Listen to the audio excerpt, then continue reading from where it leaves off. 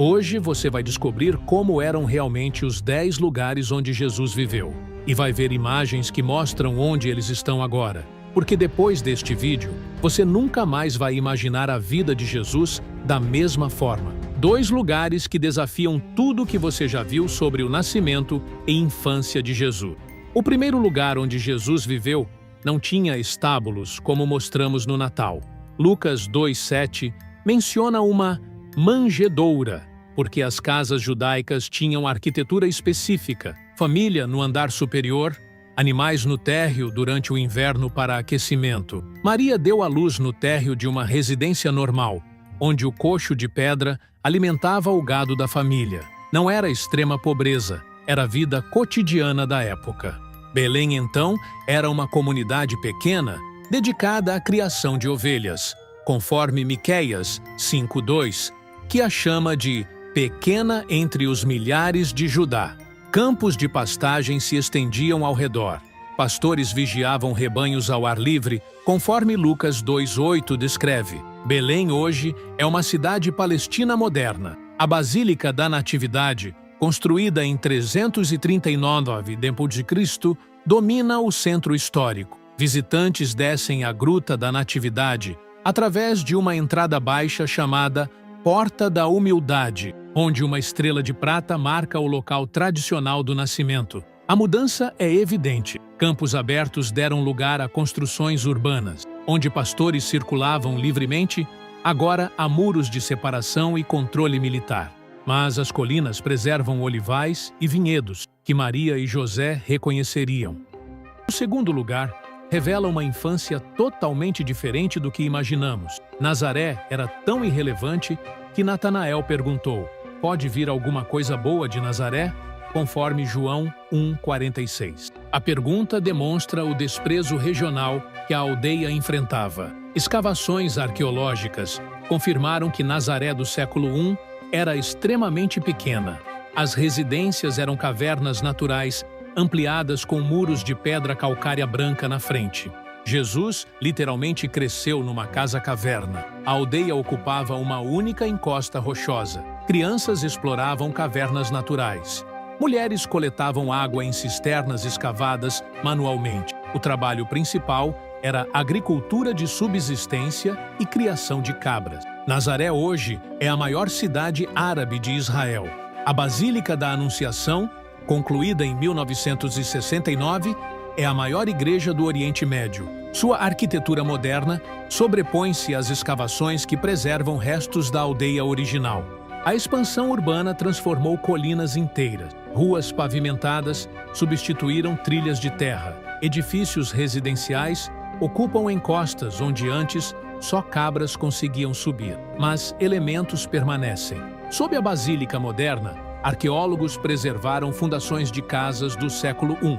Cisternas antigas ainda funcionam. Fornos de pedra mostram onde famílias preparavam alimentos. A vista do alto continua impressionante. Jesus tinha perspectiva completa do Vale de Jezreel, região considerada entre as mais férteis do mundo. Campos de cereais se estendem até o horizonte como um mar dourado. Hoje, essa mesma vista inclui elementos modernos. Torres de comunicação pontilham as colinas. Estradas asfaltadas cortam campos que Jesus via intocados. Tratores trabalham onde antes passavam arados, puxados por bois. O Vale de Jezreel permanece extremamente produtivo, mas métodos mudaram completamente. Irrigação automatizada substituiu dependência das chuvas. Variedades híbridas de trigo crescem onde antes havia grãos primitivos. Uma descoberta recente chamou atenção. Arqueólogos encontraram em Nazaré restos de prensas de azeitona e lagares de vinho do período romano.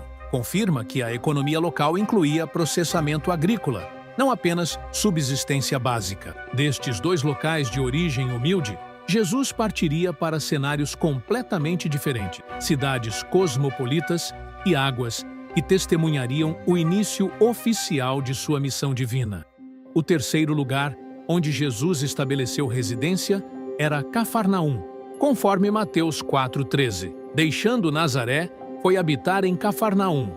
Não foi visita temporária, foi mudança de domicílio permanente. Cafarnaum ficava estrategicamente posicionada na margem noroeste do Mar da Galileia, cruzamento de rotas comerciais importantes. Era a cidade pesqueira próspera, que também funcionava como posto alfandegário romano. Foi onde Jesus chamou Mateus, conforme Mateus 9:9.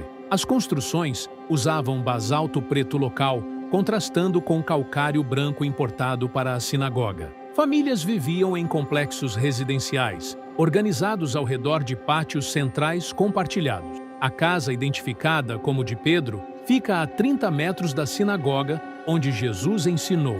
Marcos 2:1 menciona que quando Jesus estava em casa, multidões se reuniam até não caber mais ninguém. Era a base operacional real do ministério. Cafarnaum, hoje, são ruínas protegidas num parque arqueológico. A sinagoga visível data do século IV, mas foi construída exatamente sobre fundações da sinagoga onde Jesus pregou. Pedras originais estão preservadas no subsolo. O local mudou drasticamente. Onde funcionava uma cidade vibrante, agora há apenas alicerces de pedra. Onde barcos atracavam carregados de pescado, hoje palmeiras ornamentais emolduram ruínas para visitação turística. O quarto lugar testemunhou o evento que iniciou oficialmente o ministério público de Jesus. O Rio Jordão possui características geológicas únicas. Nasce a 550 metros acima do nível do mar e desce até 400 metros abaixo, criando o vale mais profundo do planeta. Essa geografia extrema influenciou a escolha de João Batista. João pregava próximo a Jericó, num local chamado Betânia além Jordão, conforme João 1:28. Era ponto de passagem obrigatório para peregrinos que subiam a Jerusalém, maximizando o alcance de sua mensagem. Jesus foi batizado onde o rio faz curva natural, criando o remanso mais profundo. Mateus 3:16 registra que os céus se lhe abriram. Momento de revelação pública da Trindade, testemunhado por multidões presentes. As margens, então, eram cobertas por vegetação densa, alimentada pela umidade constante. Tamareiras ofereciam sombra, juncos cresciam abundantemente, proporcionando privacidade para o ritual. O Rio Jordão hoje enfrenta desafios ambientais severos. O fluxo diminuiu significativamente devido a represamentos upstream para a irrigação. Onde corria um rio caudaloso, agora é mais um riacho. Qasr el-Yahud, local tradicional do batismo, foi transformado em sítio arqueológico protegido. Peregrinos descem por escadas de concreto até plataformas flutuantes para tocar a água. Cerimônias de batismo acontecem diariamente. A vegetação original foi substituída por paisagismo controlado. Onde havia wilderness natural, agora existem jardins planejados com placas informativas em múltiplas línguas. Mais ao norte, Yardenit oferece instalações turísticas completas, vestiários, lojas de souvenirs, degraus de mármore descendo até a água. É a versão comercializada da experiência de batismo no Jordão.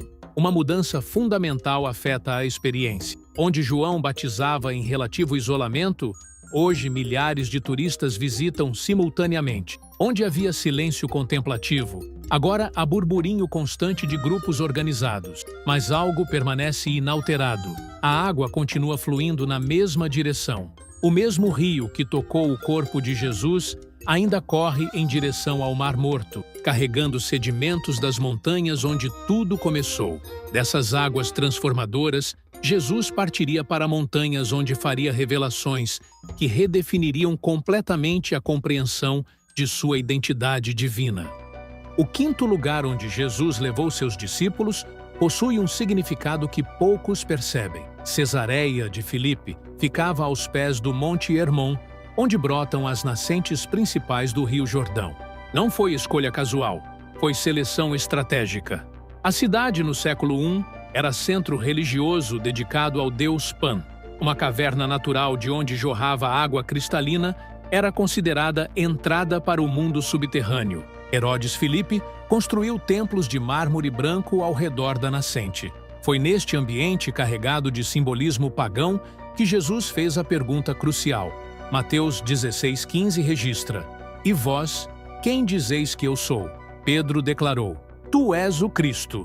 o Filho do Deus vivo, confissão feita literalmente diante de santuários dedicados a divindades falsas. Cesareia de Filipe hoje é o Parque Nacional de Banias, preservando as nascentes e ruínas arqueológicas. As mesmas águas que testemunharam a confissão de Pedro continuam brotando com força inalterada há milênios. Os templos romanos são agora fundações cobertas de vegetação. Placas explicam onde ficavam altares e estátuas. A caverna sagrada virou atração geológica com passarelas metálicas para visitantes. O sexto lugar oferece a vista mais emocionante de toda a Terra Santa. O Monte das Oliveiras proporciona perspectiva única de Jerusalém, elevando-se 818 metros acima do nível do mar no lado oriental da cidade. Lucas 21:37 confirma que Jesus passava a noite no monte que se chama das Oliveiras. No período do Segundo Templo, o monte era coberto por pomares centenários. Algumas oliveiras tinham troncos tão volumosos que várias pessoas não conseguiam abraçá-las completamente. Era propriedade privada de famílias que extraíam azeite para comercialização. Deste ponto elevado, Jesus contemplava o templo de Herodes em toda sua magnificência. Pedras douradas brilhavam ao nascer do sol. Pátios fervilhavam de atividade religiosa. Fumaça de sacrifícios subia constantemente dos altares. Foi aqui que Jesus ensinou sobre eventos futuros. Mateus 24 preserva aquela conversa profética sobre destruição de Jerusalém e sinais dos tempos. Suas palavras ecoavam entre árvores que já eram antigas quando ele nasceu. Lucas 19:41 registra que Jesus chorou sobre ela ao avistar Jerusalém deste monte. Suas lágrimas caíram sobre solo que absorveu tanto alegria quanto tristeza ao longo dos séculos. A vista panorâmica de Jerusalém permanece espetacular, mas completamente transformada. Onde Jesus via o templo dourado, hoje brilha a cúpula da rocha muçulmana. Onde havia muralhas antigas, agora se ergue cidade moderna com arranha-céus. Milhares de lápides brancas refletem sol, onde antes folhas prateadas de oliveiras tremulavam na brisa. É necrópole urbana, substituindo o pomar rural produtivo. Mas elementos sobreviveram. Cientistas confirmaram que 8 oliveiras do Getsemane têm idade superior a 900 anos. Suas raízes tocam o mesmo subsolo que sustentou as árvores contemporâneas de Jesus. O Vale do Cédron, entre o monte e Jerusalém, preserva a configuração geográfica original. Jesus caminhou pelo mesmo leito seco, subindo em costa íngreme em direção aos muros da Cidade Santa. Uma alteração fundamental marca o local. Onde Jesus orou em escuridão completa, agora luzes artificiais iluminam permanentemente jardins e monumentos. A intimidade noturna foi substituída por visibilidade constante. Destas alturas contemplativas, Jesus desceria para vales onde experimentaria a intimidade humana em sua forma mais pura e vulnerável. O sétimo lugar onde Jesus encontrou intimidade familiar era Betânia, aldeia localizada a 3 quilômetros de Jerusalém, conforme João 11:18. Era refúgio pessoal onde podia ser simplesmente humano, longe das pressões ministeriais. Betânia, no século I, era a comunidade agrícola construída na encosta leste do Monte das Oliveiras. João 11:1 identifica como aldeia de Maria e de sua irmã Marta. As famílias viviam da agricultura e criação de animais domésticos. A residência de Lázaro, Marta e Maria seguia padrão arquitetônico judaico: sala principal com fornos de pão, quartos menores para descanso, cisterna subterrânea para armazenar água da chuva. Pátios centrais serviam para refeições e trabalho doméstico. João 11:5 registra explicitamente: Jesus amava a Marta e a sua irmã e a Lázaro. Era relacionamento genuinamente familiar, não apenas hospitalidade religiosa protocolar. Esta casa oferecia ambiente onde Jesus podia relaxar completamente. Foi aqui que aconteceu a ressurreição mais detalhadamente documentada. João 11 preserva especificidades. Lázaro estava morto há 4 dias, enterrado conforme costumes judaicos, sepultado em caverna fechada com pedra. Betânia hoje se chama Al-Eizaria, nome árabe derivado de Lázaro. É cidade palestina que se expandiu muito além da aldeia original. Construções modernas ocupam colinas onde antes havia apenas terraços agrícolas. A tumba tradicional de Lázaro recebe visitantes através de escada íngreme que desce 24 degraus até câmara subterrânea. É escura e claustrofóbica, exatamente como seria a sepultura típica do período. Fundações de igreja bizantina do século IV marcam onde tradição localiza a casa de Marta e Maria. Mosaicos preservados mostram símbolos cristãos primitivos, evidenciando veneração contínua do local. A transformação urbana é evidente. Onde havia aldeia pacífica dedicada à agricultura, agora existe cidade com infraestrutura moderna. Onde Jesus caminhava livremente, divisões políticas atuais complicam o acesso entre Betânia e Jerusalém. Se você acredita que Jesus ainda transforma situações impossíveis hoje, como transformou a morte de Lázaro, comente: Jesus é ressurreição e vida, e fortaleça quem precisa de esperança renovada. O 8º lugar revela engenharia hidráulica que impressiona especialistas modernos. Jericó possuía sistema de irrigação extremamente sofisticado para os padrões antigos. Aquedutos canalizavam água de nascentes distantes através de canais escavados na rocha, permitindo agricultura intensiva em região árida. A cidade antiga ficava em Tel es-Sultan, elevação artificial formada por milênios de ocupação humana. Muralhas defensivas protegiam população que dependia completamente do controle artificial da água. Herodes, o Grande, construiu ali Palácio de Inverno, aproveitando o clima tropical único da região, 250 metros abaixo do nível do mar. Jardins ornamentais floresciam graças à engenharia hidráulica avançada. Jesus visitava Jericó regularmente na rota entre Galileia e Jerusalém. Lucas 19:1 registra que atravessava Jericó quando encontrou Zaqueu. Era a parada obrigatória na subida para as festas judaicas. Foi aqui que curou Bartimeu, conforme Marcos 10:46. O cego clamava na estrada empoeirada que ligava Jericó ao sistema rodoviário principal da região. Sua cura aconteceu em local de passagem intensiva. Jericó hoje é cidade palestina oficialmente reconhecida como a mais antiga do mundo em ocupação contínua. Tel es-Sultan virou sítio arqueológico, onde escavações revelam camadas de civilizações sobrepostas. Ruínas do Palácio de Herodes são acessíveis a visitantes, mostrando grandeza perdida. Pisos de mosaico, fundações de piscinas e restos de jardins demonstram luxo que contrastava com simplicidade da cidade antiga. O clima tropical persiste inalterado, mas vegetação mudou substancialmente. Onde havia pomares exuberantes mantidos por irrigação constante, agora predomina vegetação natural de deserto adaptada à escassez hídrica. Uma diferença marcante afeta a experiência do local. Onde Jesus subia por trilha íngreme e perigosa rumo a Jerusalém, rodovia moderna com múltiplas faixas facilita transporte motorizado pela mesma rota montanhosa. O 9º lugar onde Jesus viveu, momento de extrema humanidade, fica no sopé do Monte das Oliveiras. Getsêmani significa lagar de azeite, em aramaico. Era propriedade onde azeitonas eram prensadas para extrair óleo comerciável. João 18:2 confirma que Jesus muitas vezes se reunia ali com seus discípulos. Era jardim privado, murado, onde podia orar sem interferência das multidões que o seguiam constantemente por toda Jerusalém. No século I, oliveiras centenárias proporcionavam sombra densa para a contemplação.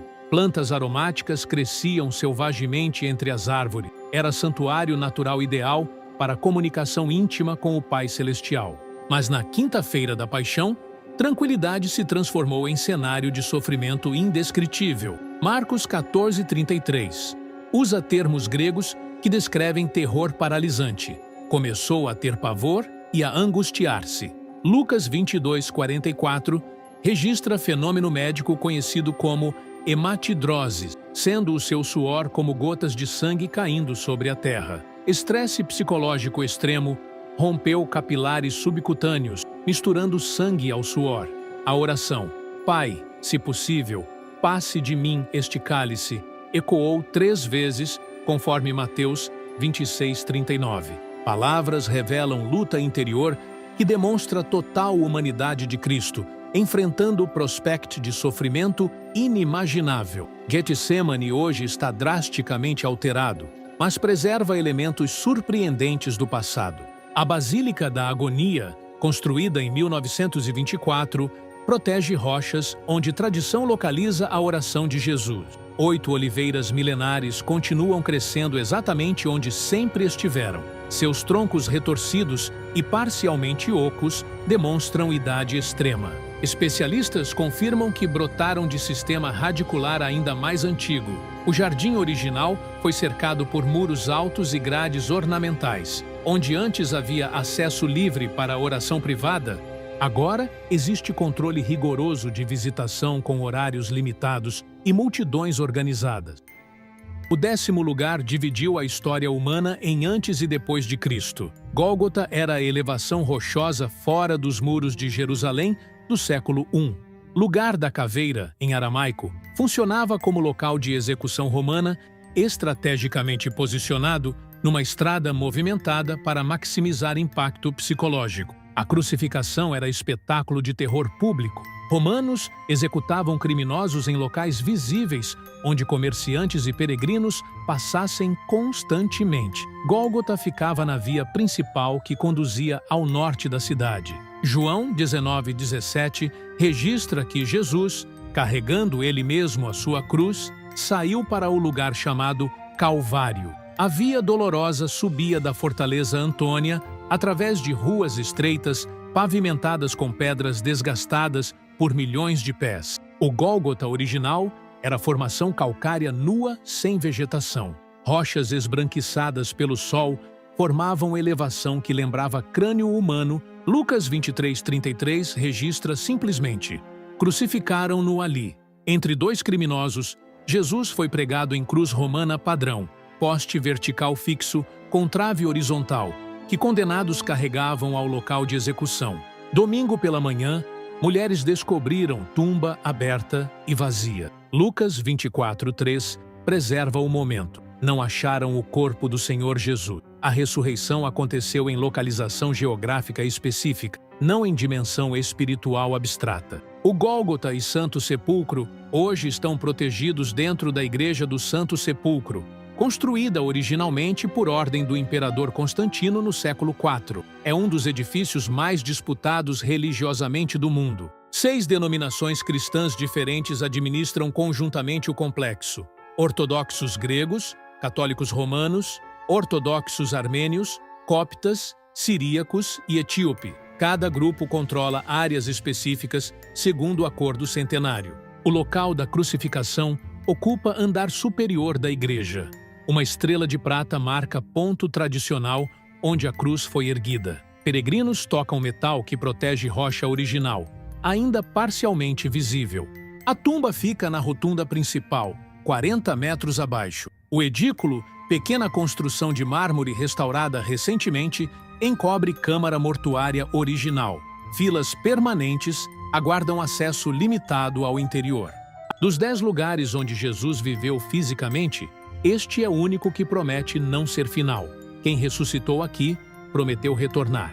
Quando isso acontecer, locais que preservamos como memórias se tornarão realidades presentes novamente. Agora clique no vídeo na tela para saber como era a vida dos primeiros humanos da história. Como caçavam, se alimentavam, acasalavam. Clique no vídeo na tela, agora.